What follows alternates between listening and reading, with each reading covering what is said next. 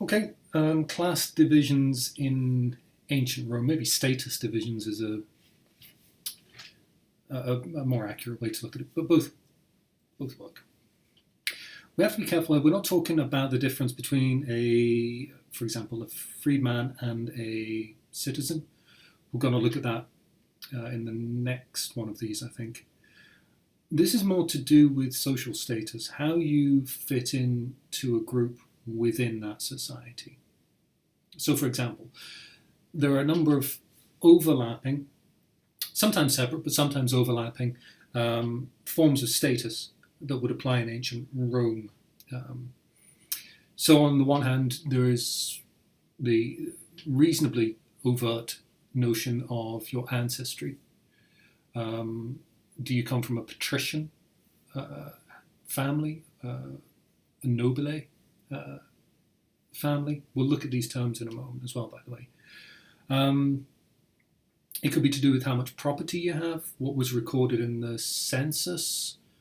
So obviously there's a distinction between somebody who has 1,000,000 sesterces and someone who has 10. Just the same as there is in our society, wealth is always going to be a status division.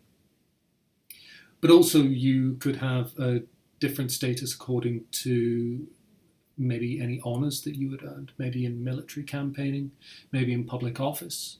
There's a certain status that is attached to that kind of achievement. And then there is also distinct grades of citizenship. We're going to look at some of these later on, but that distinction between citizen, non-citizen, slave, freedman, and so on, we're going to come on to next time. Anyway, from this you should get the idea, of course, that there are complexities within this. And society wasn't simply marked out between rich people and poor people, because within any category there are subcategories, and sometimes they overlap one another. So, for example, somebody could come from a patrician family, but say that patrician family was very wealthy 100 years ago. There's no guarantee that you will be. You might be dirt poor, but come from a patrician family. Anyway,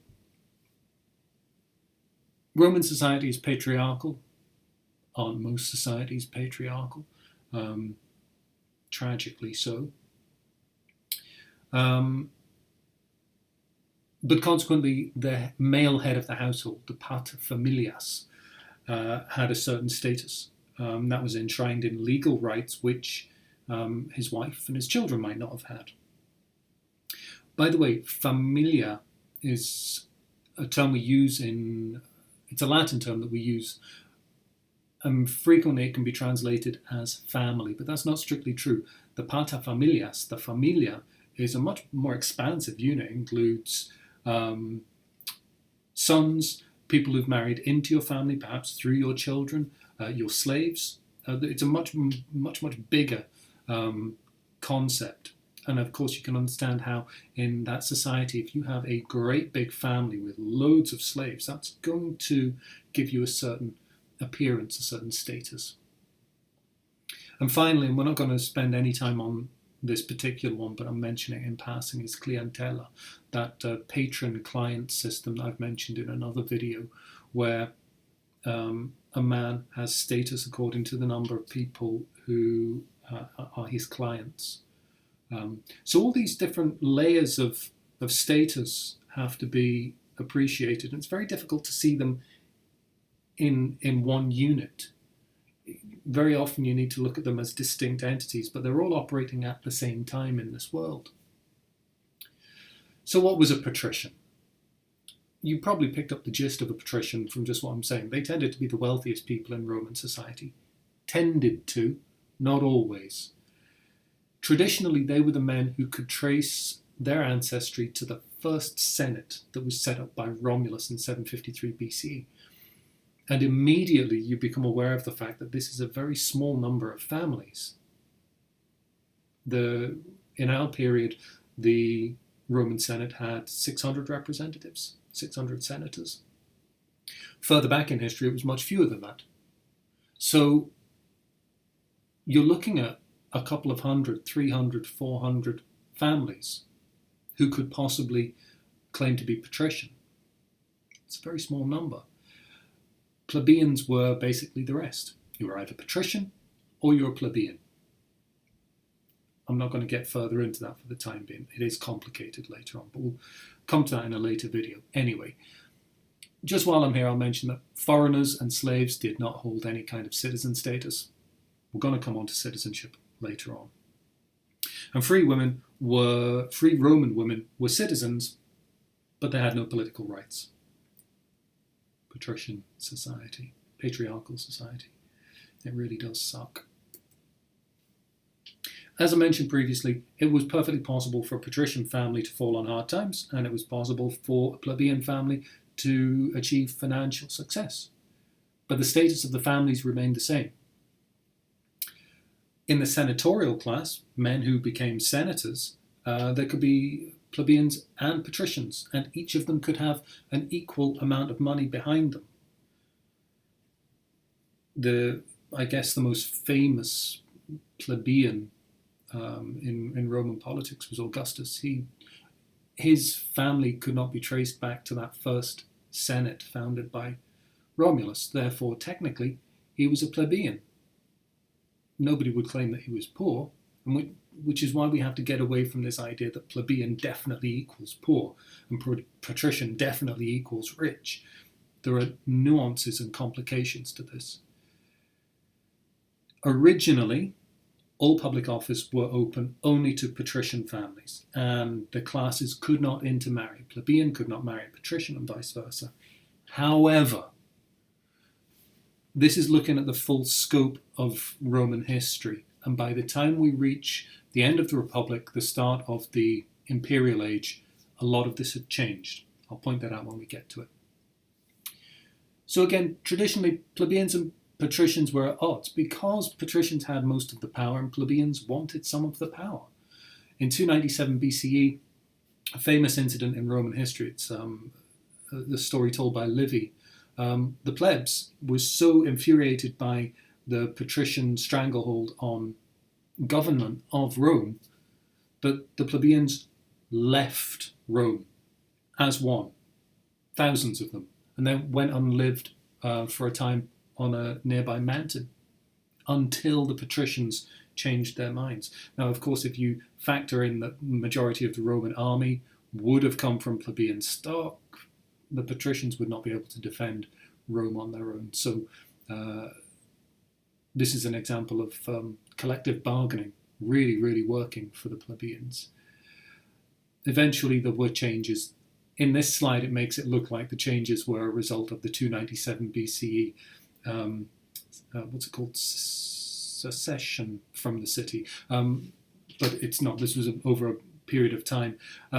But plebeians could stand for political office. They could marry between the different statuses. So plebeians and patricians were then allowed to marry.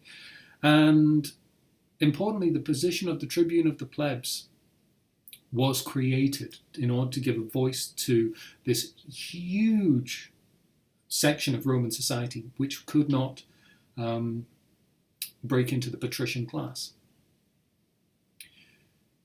You'll notice that this particular position was founded much, much earlier than the secession of the plebs. Anyway, it's a legal protection against the powers of the patrician class, and only a plebeian could stand for this position, which meant that only somebody apparently with plebeian interest at heart could become the tribune. Now, the tribune had a number of rights, but the key one, really the big one, was the power of veto. So if the Senate proposed legislation, if the People's Assemblies, and there are several of those that we'll look at later, proposed legislation, the tribune could veto it. Veto actually means I forbid in Latin. And it was literally a way of saying, no, we're not going to pass this legislation. So the tribune of the plebs was a real defense for plebeian interests against patrician interests. A tribune's person was inviolable. You literally couldn't put your hand on them because it actually has a religious resonance. So the tribune of the plebs was sacred. And the power of this position is made clear when you understand that some patricians who wanted to pursue a particular political career actually had their status changed from patrician to plebeian just so they could stand to be tribune. The most famous is probably Claudius Pulcher, who had such a vendetta against Cicero, and he did indeed change his status in order to have this position. Anyway, by 287 BCE, patricians and plebeians were declared legally equal, so they had the same rights in the law, but they didn't have the same status. It's very much a difference between me and Cristiano Ronaldo. In the eyes of the law, we have equal rights, but do we have the same status? Pretty sure we don't. So, some patrician families would decline over time, as is, that's what happens in the passage of time. Families fall, families rise, people have economic prosperity, and then they have, misfortune, or the family is mismanaged into debt. So over hundreds of years, the makeup of the ruling class would have changed. A plebeian who was the first in his family to become consul, remember the highest position in the Roman Republic, he was called a novus homo, a new man, and his descendants would inherit that status of being a nobile. Nobile, much as I am especially bad for this, I will translate it as noble, but it's actually quite specific. You are only a nobile if one of your ancestors has held the position of consul. Anyway, Marius, who reformed the army, he came from a very modest background. He was a new man. And Cicero, my infuriating hero, he also came from a modest background to become consul. So gaining that position, that status, a new man, came with a certain cachet, status. How else would you divide people by status? Well, wealth is one thing, but property is another. You can look up on Wikipedia the property status divisions in ancient Rome, because they are quite detailed according to how much property someone had, how much money someone had, and what kind of reputation, family history they had. Anyway, the census, which occurred moderately frequently throughout the Roman Empire, divided Roman citizens into 6 classes based on their property. At the top was the senatorial class. These were people who had a minimum of 400,000 sesterci. I think Augustus increased that level to 1 million sesterci. And these were people who had wealth based on large farming interests. By custom, the senatorial class did not engage in business. They kept their hands clean. It's really quite a snooty level of status, but there we are. The equites, the knights who I've mentioned previously, or the business class, they qualified at the same level as the senatorial class. But of course, what distinguished the two and separated one from another was how engaged they were with business. So if you were not involved in the running of a business, you could be a senator. But if you got your hands dirty and actually engaged in business, you couldn't be a senator. You could only join the equites.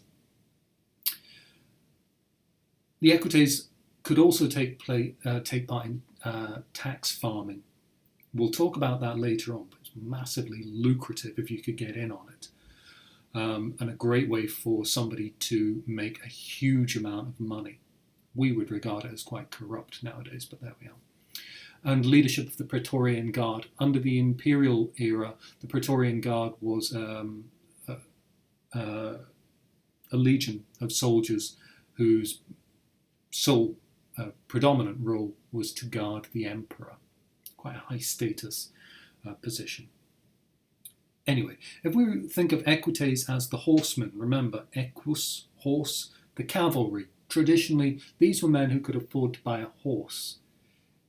The next 3, 4, 5, 6, and 7, the groups on the screen there, these are all property-based divisions, but each name for these groups is actually a name of a position in the army.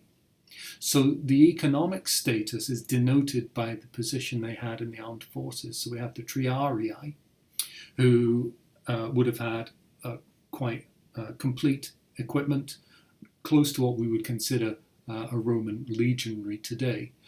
Going down to the lowest end of the spectrum, where we have Division 7, I've just put slings and javelins because I can't find an actual name for that group. But that's all they were armed with. They were armed with slings or they were armed with javelins. But each of the other groups has a particular set of equipment which they could afford to buy in order to fight in the Roman army, historically. By the time you get into the Republic Imperial Age, it's much, much less about military involvement because, of course, of Marius's reform of the Roman army. So the arrival of a professional army made these military distinctions irrelevant, but the financial distinctions were still there. Then number 8, right at the bottom, the proletarii. These are people who basically couldn't afford property. So there is a very distinct status ranking throughout this society. I'll mention slaves and freedmen just as we finish off. Slaves were considered to be property in the same way that we might consider a car property. They didn't have any rights. Slaves who had been manumitted. Manumission was the process of being freed. Those slaves became libeti, freedmen, and freedmen had similar rights to free citizens. Okay, but we'll get into that next time. The skinny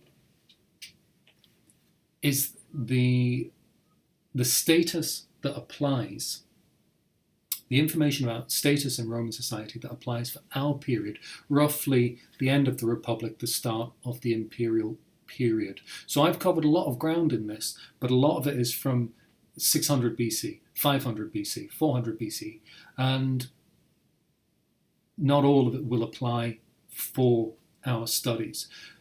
So by all means, read over the slides, understand them, memorize as much as you can. The stuff in the skinny is the stuff which I think is most pertinent to our period of study. It's a lot to digest, I know, so please watch this a couple of times if you need to. As usual, if you have any questions, you know where I am. I'm usually in my classroom, and if I'm not in my classroom, I'm probably asleep.